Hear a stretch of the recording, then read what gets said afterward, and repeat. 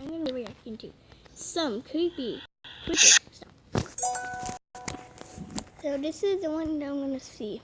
Maybe a possessed baby. 2-year-old. Let's see how it is.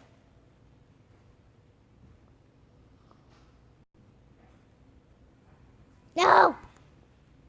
I will go to you. Oh, finally. This is about my best friend, who we'll call Kayla, wanted me and our other friend, who we'll call Lily, to come over for a sleepover. One of the things we did was watch a bunch of nursery rhymes for kids. I don't know why, but we were watching them anyway.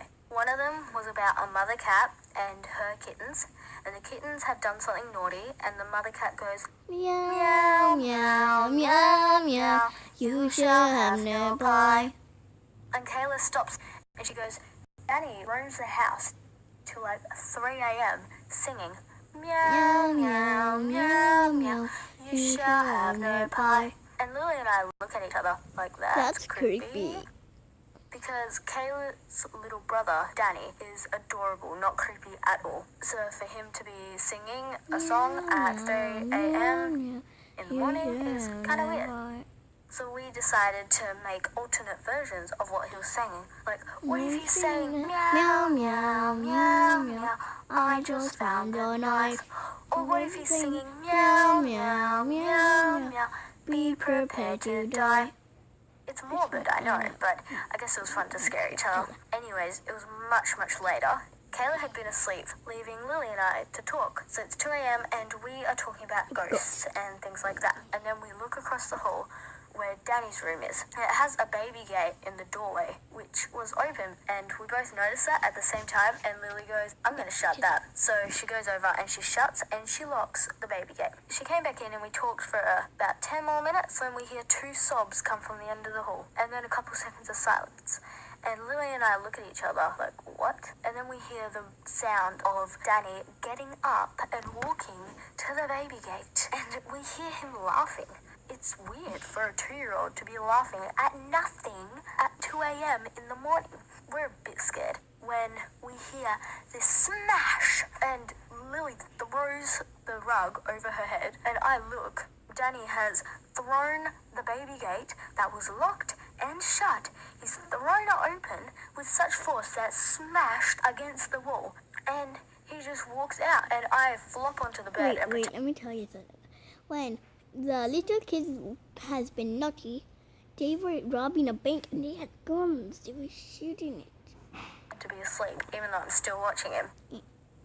And I watch as he looks around and then starts coming towards the room we are in. And Lily and I, we're both pretending to be asleep, and we're just like, oh my God, this baby is possessed. How did he do that? So he comes in and he just goes to Lily and he just lays down with her. And we talked for another hour, keeping Danny awake to make sure he was not possessed. And then when it was time to go to sleep, Danny decided he wanted to sleep with me. So I had to sleep with a maybe possessed 2-year-old for the rest of the night. That's scary. Okay, so that's gonna kind of be the end of the video. Or do you guys want me to do more reaction videos? Because if you want me to make more reaction videos, please tell me in the comments down below. So we're just gonna watch one more thing. So please don't be mad at me if this thing gets cut off. Only please don't get mad at me. Oh no. No. Okay. In the 6th grade, I got my first real pet. He was just a tiny, fragile puppy, and his name was Bodhi. Bodhi went everywhere with me. We'd go outside, chase tennis balls, go for walks, and play with his favorite thing in the world, puffballs. One time, he got a whole basket full of them for Easter. In the summers, Bodhi and I would go swimming and make videos about him saving floating pink princess fairies from alligators. Of course, after all of our swimming, we would always share a popsicle together. In the fall, he would protect us from any trick-or-treaters by viciously barking at them until they ran away. In the winter, we would make igloo homes together. He also loved catching snowballs in the air. He always got covered in snow afterwards, so we would run inside and sit by the fire until we melted back to normal. Bodhi was always there for me no matter what. When I'd get sick and be in bed all day, he'd always come and check on me. As soon as I'd get home from school, he'd jump on me and lick my face until I couldn't breathe. Sometimes we get weird looks when I order 2 vanilla milkshakes at Sonic, and the car hop watches me give the other one to Bodhi. I mean, it's his favorite. I talk to Bodhi like any other human. He's a very smart dog and knows when to run to the car when I say, "Let's go for a ride," and where to hide when I yell, "Do you want a bath?" Today, Bodhi is accompanied by 2 other cats, Mitchie and Ollie. Every day, Bodhi tells me that they torture him while I'm at school, but I think he's just being overdramatic. He only attaches to certain people and absolutely hates other dogs. Seriously, like, he may think he's tough, but one day he'll realize he's the size of a skateboard. I'm going away to college in a couple of months, and I'm terrified to leave Bodhi. We go everywhere together because we only have a few months left together. We go to Starbucks, get gas at the gas station, even pick up my little sister from school together. He likes smiling at all the little kids. I'm even thinking about taking him to prom with me. I mean, he'd look great in a pink bow tie. When I leave for college, I'm not sure what's going to happen to Bodhi. That scares me the most. One time, we were laying in bed, and I thought to myself, what if he gets depressed? What if he doesn't recognize me when I visit? Or what if he runs away and tries to look for me? The anxiety had taken over, and I completely freaked myself out. I looked down at Bodhi and tried to tell myself that everything will be okay. He even gave me a reassuring nod before laying his head down to fall asleep. I smiled and closed my eyes, feeling confident that Bodhi was going to be just fine. And no matter what happens, we will always be connected somehow, some way. That's fun. Oh my god, we totally took out the Okay, neat. There's a lot of videos about dogs and hamsters and poopies and I don't know what else. One of the first things I saw when I was born was my dog Leo. He was a golden retriever and he had like long hair and all saggy. He was really adorable. And from like the first moment I really ever saw him in my life, I was just connected to him. We did everything together.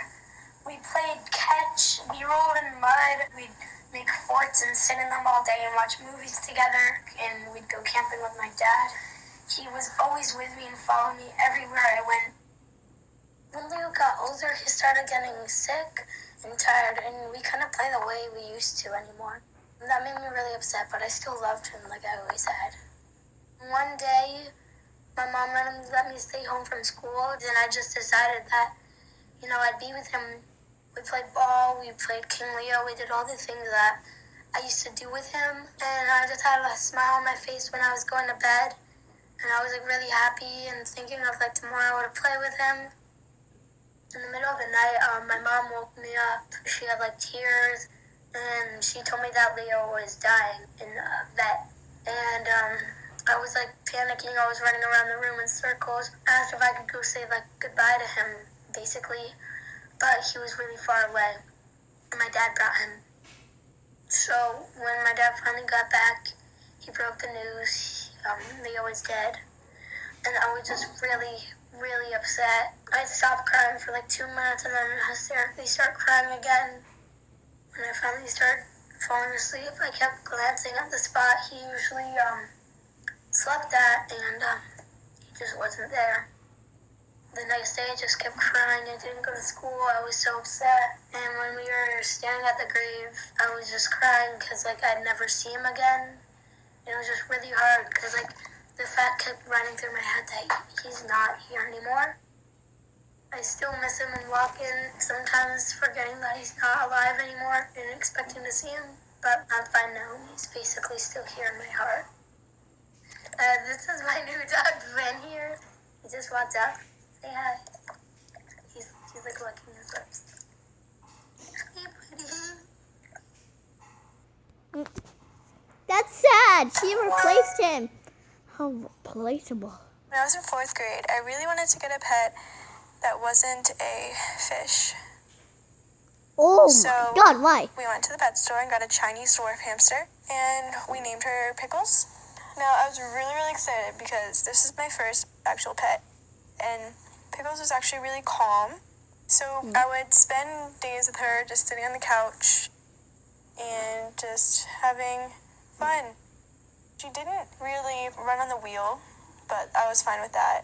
She was so sweet and I loved her so much. She was like my best friend. Every day I would just spend with her. Yeah, just took her everywhere.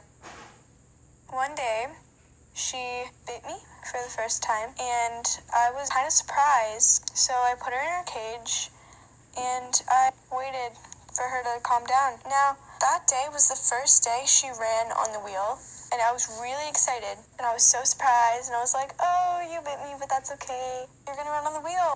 You're great.